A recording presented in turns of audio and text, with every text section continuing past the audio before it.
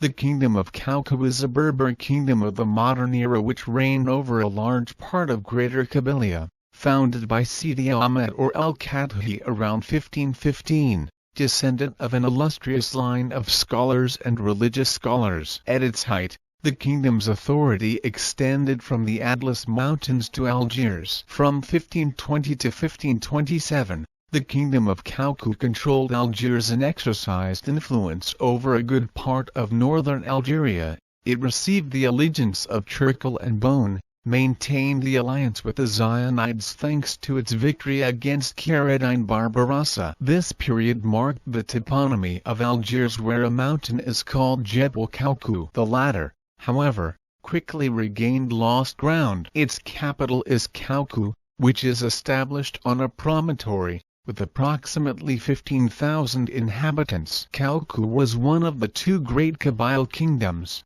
the other being the Kingdom of Aït Abbas. At its height, the Kingdom of Koukou even maintained cordial relations with Spain and intrigued during the Algiers Expedition of 1541. The Kingdom of Koukou also provided mercenaries whose services were sought in Algiers, but also abroad, in Tunis or by the Saadians in Morocco, as during the Battle of the Three Kings 1578. The history of the Kingdom of Koukou is part of the political dissidence movement in certain regions of Algeria, Kingdom of Aït Abbas in Kabylie, Sultanate of Touggourt and various confederations of the Sahara and the High Plateaux during the period of the Regency of Algiers, and vis-a-vis the latter. The weakening of Aït el Kadhi control over local tribes, including the Zouaoua Confederation. Historiography designation as kingdom. The term kingdom is not strictly adequate, but is found in French texts on Kabylia. For example,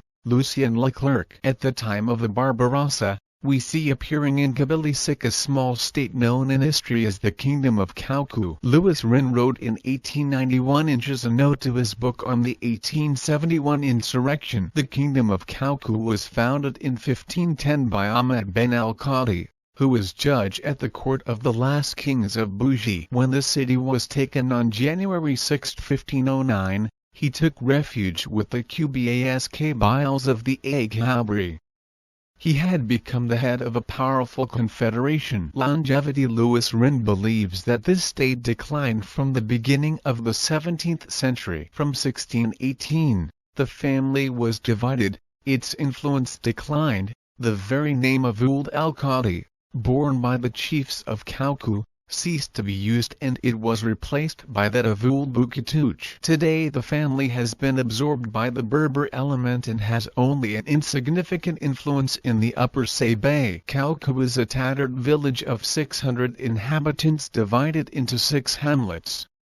He is part of the Mazul fraction of the Ayahia. At the sources of the Al-Kamil Lacoste Dujardin estimates that the Kingdom of Koukou lasted for 2 centuries. Cultural and historical contexts. Since the subject is about Kabylie, the names sometimes have 2 versions, Berber and Arabic. Thus Ahmed or el-Kadhi is a partly Berber form, the Arabic form being Ahmed ibn el-Kadhi or Ahmed ben el-Kadhi, pronounced Ahmed bel-Kadhi. We also have the couple Aït Abbas Beni Abbas, etc., to which is added the problem of transcriptions from Arabic into French. Historically, the Kingdom of Koukou is part of the history of the eastern part of the Maghreb, Tunisia, Constantinople, Algiers with, in the 16th century, the disappearance of the Hafsid dynasties and the establishment of the Regency of Algiers, then the Regency of Tunis, both under the tutelage of the Ottoman Empire.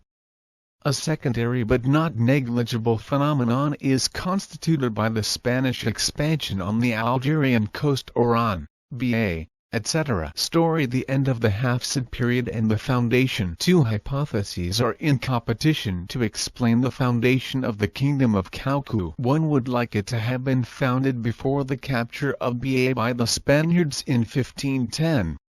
In a context of weakening Hafsid power, this hypothesis is little supported because it is unlikely that the Hafsids tolerate the constitution of this principality before the capture of Ba. The other attributes it to the Belkadi, Imrabdun Marabutic lineage, a family of scholars in the service of the Sultan of Ba, dissident of the Hafsids of Tunis and originating from the village of Achalam of Aghabri Grand Kabylie. They would also be the descendants of an illustrious 13th century Qadi of Ba, Abu Abbas al-Ghabrini, in the service of the Hafsids. It is therefore complex to imagine that they could have constituted their principality before the fall of Ba. During the fall of Ba 1510, and during the recapture of Djebel by the Barbarossa in 1514, the Hafsids divided between a sultan in Tunis and another in Constantine entrusted Ahmed el Kadhi with the task of defending the western part of their states with the title of Khalifa and not of Emir because he is not a Hafsid. If this title of Khalifa is uncertain, the local tradition affirms that he would have occupied the functions of governor of Annaba during the Hafsid era. These responsibilities at the level of the western part of the Hafsid possessions after the capture of Ba give him his role. Leading policy. In reality, Ahmed el Kadhi is a leader who unites local forces in a holy war against the Spaniards who have taken Ba. The Barbarossa, who became sovereigns in Algiers and own the city of Djebel, intend to establish themselves in the central Maghreb. Barbarossa is bound by a deep friendship with Ahmed el Kadhi, with whom he leads the campaigns against the places held by the Spaniards.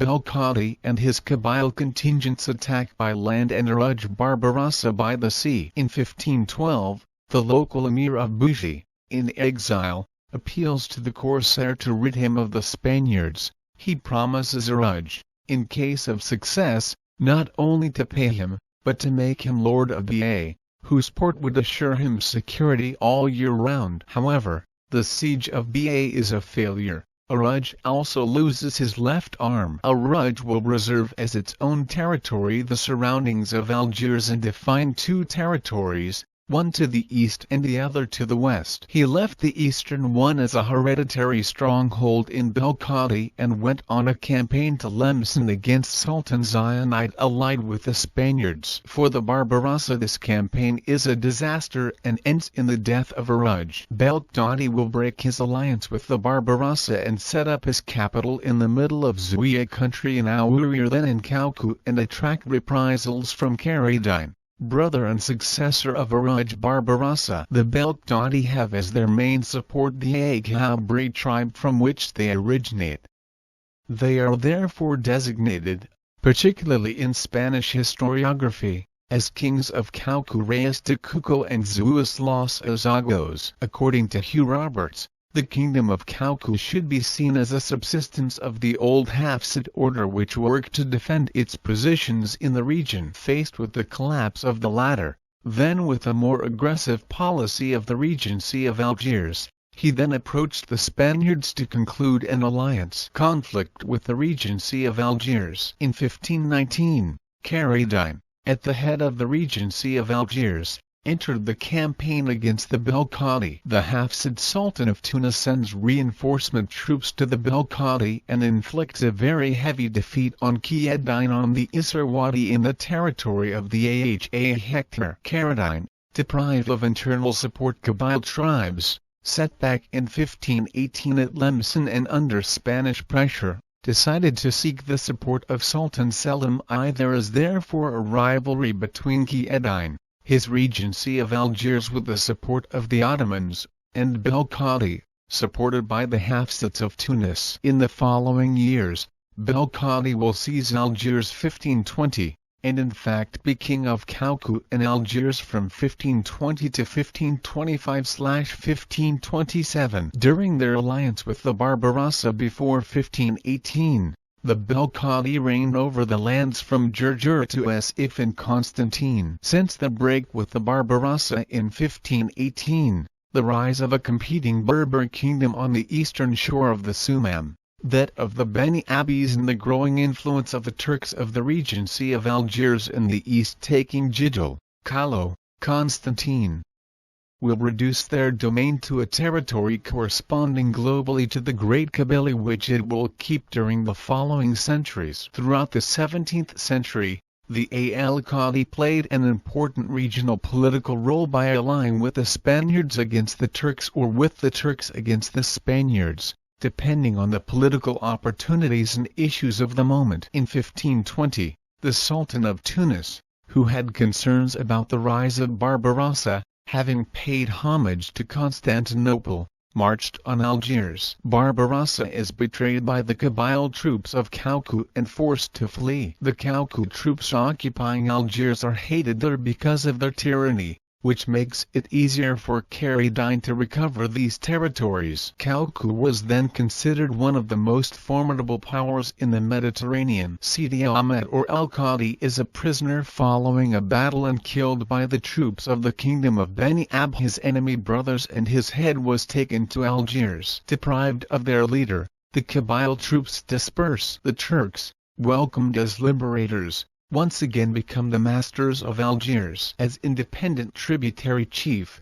the most powerful was the king of Koukou, of the Ben al-Kadhi family, master of Kabylie of Cherchell, whom we have seen successively the ally and the adversary of Barbarossa, and who had finished by accepting Turkish domination. He was a feudatory absolutely master of his own house and having no other obligation than to pay a fee, the figure of which we do not know, to the Pashalik of Algiers, and to provide him with his military support. We will see the Turks working relentlessly to reduce its autonomy and encroach on its territory. In 1546, Sultanate el Kadhi succeeded his father. He will reign until 1618, date of his assassination by his brother Mohammed, who seizes power. His widow, a Hector, pregnant, took refuge with her parents in the royal family of the Hafsids of Tunis around 1618. The same year, she gave birth to a boy nicknamed Bouktouche, the man with the javelin. If Ahmed Taounsi Bouktouche, still a teenager, returns to Kabylia, at the head of a troop of soldiers placed at his disposal by the Hafsid Sultan of Tunis, he overthrows the usurper, takes over the throne of his father, and settles in Algeria. During his reign, he repelled the incursions of the Janissaries and succeeded in safeguarding the independence of the kingdom. Failing to submit the Koukou, the Turks are content to contain them. When Ahmed Taounsi died in 1696, the family was torn apart by a bloody war of succession. The second son of Ahmed Taounsi, named Ali, succeeded him in 1696. He was the head of Toponymy. Weakened by divisions, Kabylia became an accessible prey to Turkish sites, and, at the beginning of the 18th century, the Turks founded a Bordj in Tazarart on the right bank of Al. This one, located in the plain, was quickly destroyed by the Kabyles. In 1720, Ali Khaja founded a Bordj in the Al Valley, and in 1724, in that of the Bogni Wadi. The leader of the resistance is Ali Bouktouche. He was defeated at Djebel, then later at Bolzazan. In 1730, Ali Khaja organized the Makhzen of the Imrias tribe of Kabylie, then restored the Bordj of Tazarart. The Pashas of Algiers did not seek to establish their authority directly over Greater Kabylie, but created a large command in the part of the country which no longer obeyed the central Kabyle power. The Turks put at its head men from the great families of the countries, already having personal influence on the populations. Ali Khaja's successor, the Bey of Titteri, Mohammed Aït Abbas, known as the Cutthroat, led numerous unsuccessful expeditions against the Kabyles. Aït Abbas was killed in 1754 during a battle against the Athirathan near Tala Nsemdha. His troops are driven beyond the banks of the Al. A Kabyle warrior by Martinez Arbai. After the death of Aït Abbas in 1754, a violent revolt broke out in Kabylia against the Turkish regime. On the night of July 16, 1756, the Kabyles attacked the Bordj Bogni, killed the Kha Ahmed, drove out the Turkish garrison, then completely destroyed the fortress. On August 25, 1756, encouraged by this success, the Kabyles attacked the Bordj Bouira, but were repulsed. It took 3 Turkish columns to defeat the insurrection. The Boghni Bordj was rebuilt again, but Sharif Aga was killed in the fighting. In 1818, the Bordj was destroyed a second time during the uprising of the 2 Makhzen tribes of Kabylie, the Imris of Esau and the Guktala of Boghni. The Turkish garrison had to capitulate after 7 days of siege. The new Aga of the Arabs, Yahya ben Mustafa, appointed on September 8, 1817, strong in the neutrality of the other confederations, overcame the revolt. He had their leaders executed during an ambush. The Bordjs of Boghni and Sabay were rebuilt and provided with Nuba. A few years later, Eastern Kabylie in turn took the offensive. The Metsaya blocked Bougie and the Beni Ab interrupted communications between Algiers, Bougie and Constantine. In 1824, Yahya Aga led several campaigns against them without much result. Then he had to turn against the Aouganun and the 8 Jenad who refused to provide the wood needed for naval construction. Failing a definitive victory, the Turks ended up being satisfied with a rather humiliating agreement which left them the control of the plains. Ibrahim Aga,